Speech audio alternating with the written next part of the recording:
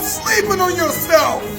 The biggest problem that you have had is not that you don't have resources. It's not that you don't have supporters. It's not that somebody doesn't believe in you. It's that you have not believed in you. Stop sleeping on yourself. Step into your authenticity. Step into your intelligence and your brilliance. Release your gift. God has given you something great. Release it. I know it's cold, but are you courageous enough to step into uncharted territory, beating on your craft day and night? I need you to disappear for the next 30 days. What does that look like? 720 hours dedicated to the future. Where focus goes, energy flows. The problem is you put too much energy into Netflix. You put too much energy into distractions. You put too much energy into entertainment. You put too much energy into things that are not feeding your purpose and destiny. Can you walk away from everything? Life has knocked you to the ground.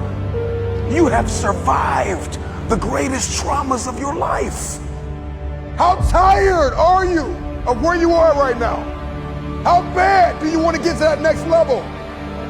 What are you willing to do? What are you willing to sacrifice? What are you willing to give up? Who are you willing to let go to get where it is that you want to be? See, everybody wants to be successful. Everybody wants to climb mountains. Everybody wants to be praised and celebrated. But nobody wants to sacrifice. Nobody wants to put in the work. Nobody wants to let go of every single distraction. Can you learn how to say no to what's hurting you? No to what's stopping you. No to the people that don't believe in you. The fakes and the phonies and the people that keep saying that they'll support you when you get there, but they leave you when you arrive. Why are you here?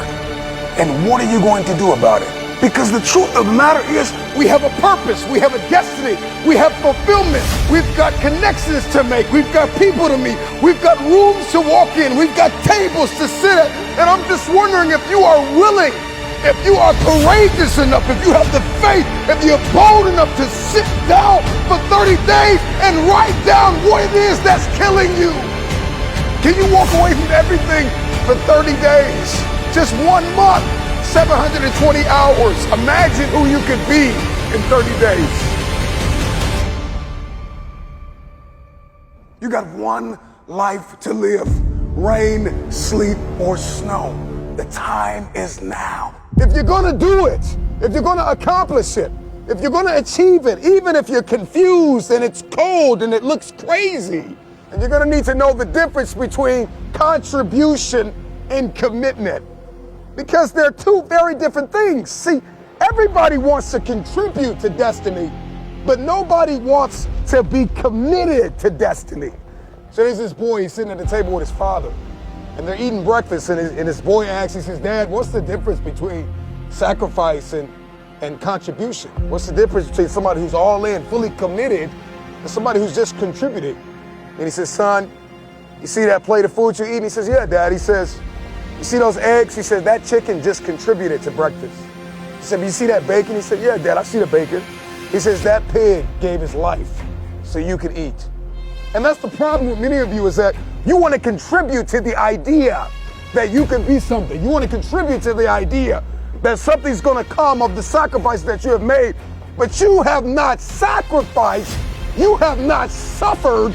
You are not committed. When you are committed, you give everything you have.